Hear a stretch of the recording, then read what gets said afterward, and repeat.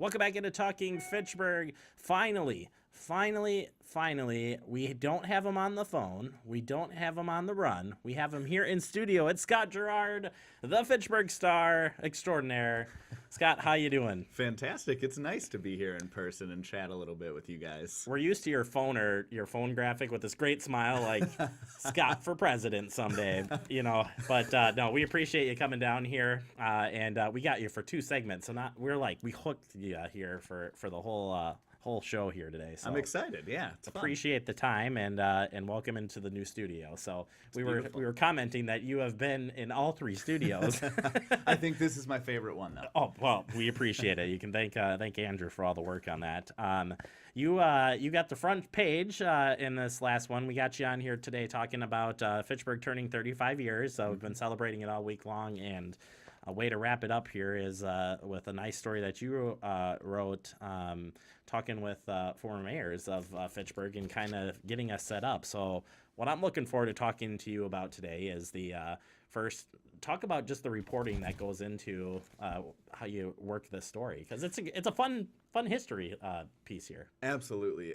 It's so much fun to report on a story that has history like this, especially when you're able to look back at our archives. One of my favorite things about newspapers in general is looking back at them, the record they provide, and how things were going on back then. So for this one, really the first step was just look back at our newspapers from the early 1980s, late 1970s, and just some fascinating news stories, the discussions that they were having about what considerations they needed to make if they were going to become a city, whether it was where they should allow development, having the referendum, and the legal battles with the city of Madison over time were just fascinating. So once I looked through those, I actually reached out to the Fitchburg Historical Society and chatted a bit with them over email, got some ideas for who to contact, and ended up reaching out to a couple former mayors, Doug Morissette and Jeannie Sealing, and they were both also town board members or town chairs right around the time that the city was transitioning or just before.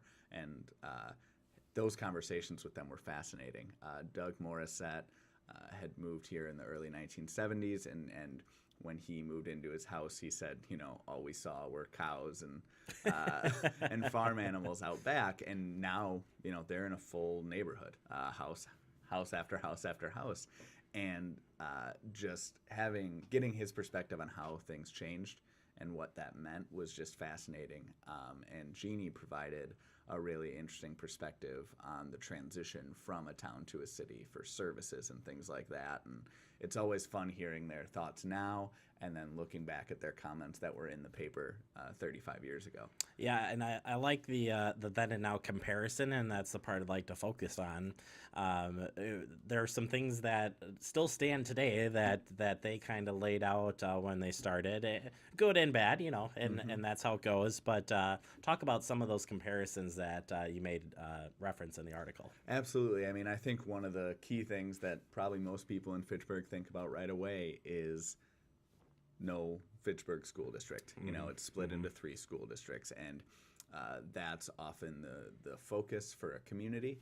And so that's always a challenge, but that's how it was when it was a town. It didn't have its own school district, and when you jump from a town to a city, that's the kind of thing that is going to happen, and you just have to move forward with it. But it's certainly, I think,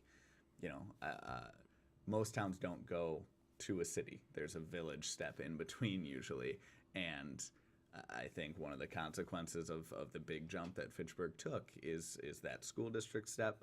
Not that anything probably could have been done 35 years ago. They were pretty into it at that point, and it's tough to get school districts to give up students. So it may have just been how it was going to be, but that's certainly one consequence. And the other one I think that you have to look at is the development or the downtown or lack of a downtown in Fitchburg. And it has plenty of places to go. There's lots of attractions here, and but it doesn't have that traditional downtown that I think when you think of most cities, there's that one intersection or that one area that everyone just thinks of as the downtown. And Fitchburg doesn't have that because of the way it's developed. And good or bad, that's just how it is. But certainly that was a consequence of that decision, I think, 35 years ago, because they didn't get to take the time to establish that downtown they had to just jump to become a city when they had the opportunity. Well, once the state Supreme Court says you can do this, you better do it before somebody else says otherwise. Yeah, that backstory on setting the precedent of of making that jump is also a special part of the history of Fitchburg moving forward. I did ask you this question off air, but I'm just going to ballpark this right now. Fitchburg Star, the paper. How did you guys, do you know any of the history leading in? Because we showed you some clips there of the paper at the time. So that paper, do you know the relevance of the paper during the timing of all this? I believe, and this is... Don't quote me here. Yeah, don't quote me as I'm on camera. This is a little bit of guesswork, but I mean, we had papers back in the mid-'70s that I was able to look at, so I don't know the exact year we started, but we were around in the mid-'70s and continued as a newspaper into the 2000s when we had to stop and maintain an online website for a little bit, and then obviously 5 years ago now we brought back the print pub. Yeah, and I think it's nice to go back. I've also had a chance to go over the Historical Society, read some of the articles going into when they were making the decision, and some of the stuff that was debated back then, even when it was back in before it was a city, is still some of the stuff we talk about today, which I think is really neat, and and it's special. 35 years is not a long time. So absolutely, yeah. History always repeats itself. There you go. Fascinating. Hey, look at that. He knows what to do. He's like the TV guy here. He knows he's going to take over this show. Well, happy birthday, City of Fitchburg. Congratulations, 35 years. And Scott, will you be here another 30? No, never mind. We won't ask that question. Hey, we're going to take a quick break. Coming up next, Scott stays with us. He's going to give us the council update. Are you ready for this? I am. All right. We'll take a break. We'll be right back. You are watching Talking Fitchburg.